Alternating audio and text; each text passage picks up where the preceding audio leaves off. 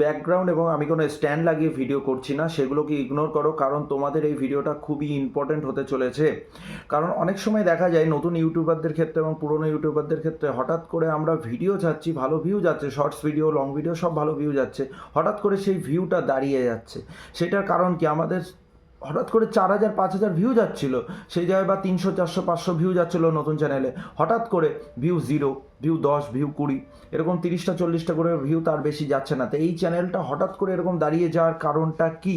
কারণ একটাই, যে আমরা যদি কোনো রকম ভাইরাল টপিক নিয়ে ভিডিও হঠাৎ করে বানিয়ে ফেলি, আমাদের সেই ভিউটা ভালো চলে যাচ্ছে, কিন্তু পরবর্তীতে আমরা আমাদের নিজস্ব ক্যাটাগরি, যেখানে যে ভিডিওটা আমরা এতদিন ছাড়তাম সেই ভিডিওতে ফিরে আসছি, তো তখন ইউটিউব কনফিউজ হয়ে যায় যে একটা ক্যাটাগরিতে ছাড়তো, তারপরে এই ভাইরাল টপিক নিয়ে যেটা ছাড়লে সেটা একটা ক্যাটাগরি, আবার আমি জাম্প করে আমি আগের ক্যাটাগরিতে যাচ্ছি। তো তখন ইউটিউব কনফিউজ হয়ে যায় যে এর ক্যাটাগরি কী। তখন ক্যাটাগরি সিলেকশনের জন্য ইউটিউব আমাদের নতুন আপলোড করা ভিডিওগুলোতে ভিউ দেয় না, ফ্রিজ করে দেয়। কিন্তু আমার যে আগে ভাইরাল টপিক নিয়ে ভিডিও বানিয়েছিলাম সেটাতে ভিউ কন্টিনিউ চলেই যাচ্ছে, সেটা থেকে সাবস্ক্রাইবারও আসছে, কিন্তু নতুন ছাড়া ভিডিও তুমি আপলোড করে যাচ্ছ, সেটাতে ভিউ আসে না। পুরোনো ভিডিওতে পার ডে 1,000 2,000 করে ভিউ পাচ্ছে, নতুন ভিডিওতে কোনো রকম ভিউ নেই। এর একটাই কারণ, ওই ক্যাটাগরিটা চেঞ্জ হওয়ার জন্য। তো অনেকে বলে থাকে যে চ্যানেল ফ্রিজ হয়ে যাচ্ছে বা হয়ে গেছে, বা শ্যাডো ব্যান হয়ে গেছে চ্যানেল। এরকম কিছু হয় না, যদিও হয়ে থাকে সেটা 1 সপ্তাহের জন্য থেকে থাকে। এই 1 সপ্তাহ কিন্তু তোমরা কোনো রকম ভিডিও আপলোড করা বন্ধ করবে না। এটা ভাবতে পারো যে 1 সপ্তাহ হয়ে থাকে, তাহলে 1 সপ্তাহ পরের থেকে ভিডিও ছাড়বো, এটা করলে কিন্তু তোমাদের এই ফ্রিজ বা শ্যাডো ব্যান টাইমটা আরও লং টাইমের জন্য হয়ে যাবে। তো ভিডিও ছাড়া কখনো বন্ধ করবে না। আমি প্রমাণ সহ সব কিছু দেখিয়ে দেবো, আমার চ্যানেলের সাথে কী কী হয়েছিল আমি স্ক্রিন রেকর্ডে দেখিয়ে দিয়েছি। তো চ্যানেলে ভিডিও ছাড়া বন্ধ করবে না। যেই সঠিক টাইমে তোমরা প্রতিদিন ভিডিও চাচ্ছিলে সেই টাইমেই ভিডিও ছাড়ো, এবং যেই ভিডিওগুলোতে তোমার পরবর্তীতে ভিউ গেল না, যেগুলো ফ্রিজ হয়ে গেছে তোমার মনে হচ্ছে, সেগুলোকে প্রাইভেট করে দিয়ে তোমরা নতুন করে যে ভিডিওগুলো তোমার যে ক্যাটাগরির চ্যানেল তোমার, সেই চ্যানেলের ক্যাটাগরি অনুযায়ী আবারও ভিডিও বানাও, তোমরা রিচ ফিরে পাবে।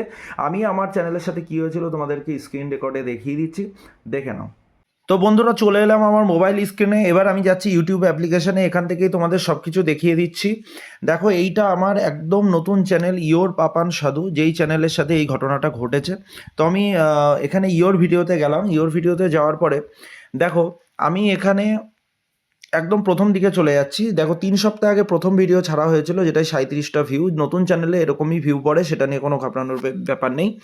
37টা ভিউ, তারপরে 3 সপ্তাহ আগে 64টা, এইভাবে 656, 14, 479, 464, 135, 140, এই অবধি আমি আমার ক্যাটাগরাইজড ভিডিওগুলো ছেড়েছিলাম।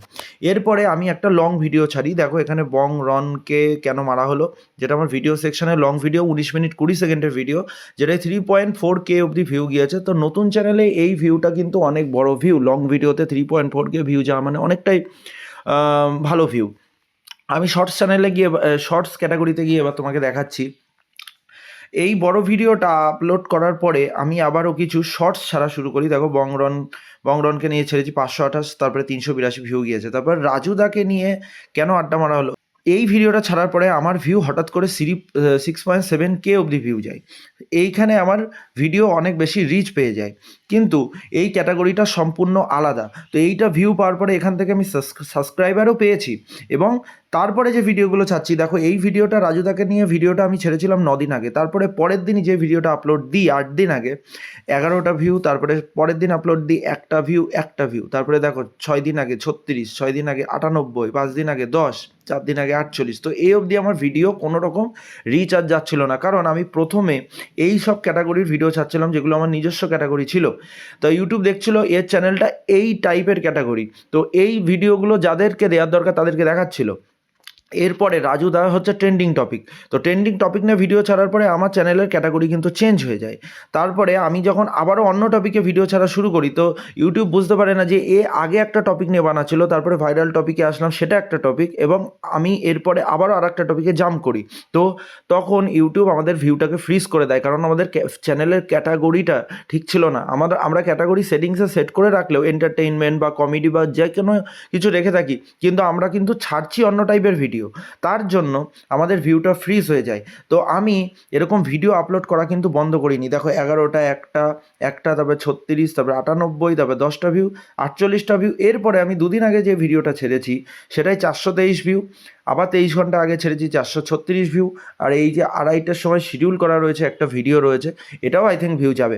সো আমার রিচ কিন্তু এই দুটো ভিডিওতে আবারও ফিরে এসছে। সো ভিডিও যাদের সাথে এই ঘটনাগুলো ঘটছে, যে আগের ভাইরাল টপিক নিয়ে আপলোড করা ভিডিওতে এখনও পর্যন্ত ভিউ আসছে, কিন্তু নতুন আপলোড করা ভিডিওতে কোনো রকম ভিউ আসছে না, পুরো জিরো রিচ, বা 1টা 2টো 10টা 20টা এরকম ভিউ যাচ্ছে, তো সেই ভিডিওগুলো যদি তোমার ক্যাটাগরি না হয়ে থাকে সেগুলোকে প্রাইভেট করে দাও, এবং প্রাইভেট করার পরে নিজে যে ক্যাটাগরির চ্যানেল, যে ক্যাটাগরি তোমার ক্যাটাগরি, যেই ভিডিওতে তুমি আছো, সেই ভিডিওগুলো আপলোড করা শুরু করো, যেই ভিডিওগুলো তোমার নিজস্ব ভিডিও, সেগুলো আপলোড করা শুরু করো। দেখবা তোমরা তোমাদের রিচ আবারও ফিরে পাবে এবং তোমাদের চ্যানেলে আবারও ভিউ পড়া শুরু করবে, যেখান থেকে তোমরা পুনরায় আগের থেকেও ভালো রিচ পেতে পারো। সো তোমরা ভিডিও আপলোড করা বন্ধ করো না, ভিডিও কন্টিনিউ ছেড়ে যাও। তো এই ভিডিওটি কারোর যদি হেল্পফুল মনে হয় তাহলে ভিডিওটা শেয়ার করো, যারা এই প্রবলেম ফেস করছে তাদেরকে শেয়ার করে এই ঘটনাটা সম্বন্ধে জানিয়ে দাও যে তাদের কী করণীয়, এবং তোমাদের ভিডিওটি ভালো লাগলে চ্যানেলটাকে সাবস্ক্রাইব করে দিও।